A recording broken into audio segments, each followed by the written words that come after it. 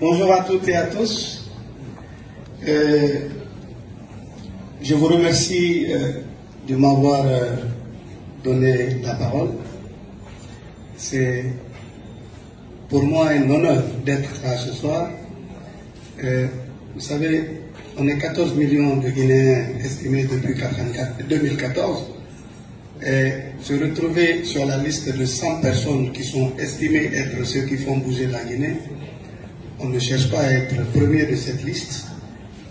On reste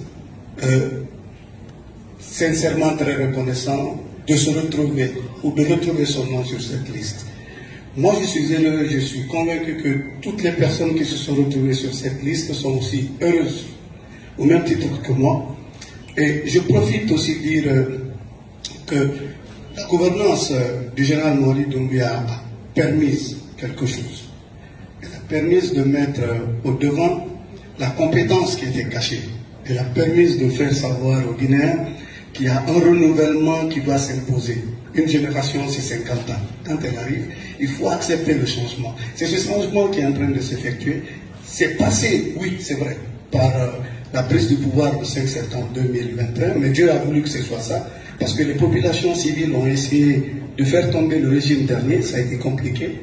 Dieu a voulu que c'est l'armée qui prenne ses responsabilités pour le faire, et je pense que l'armée est passée à l'action, et Dieu fait que cette armée nous prouve tous les jours que ce n'est pas un homme en tenue qui ne doit pas gouverner, ou c'est un homme civil qui doit gouverner.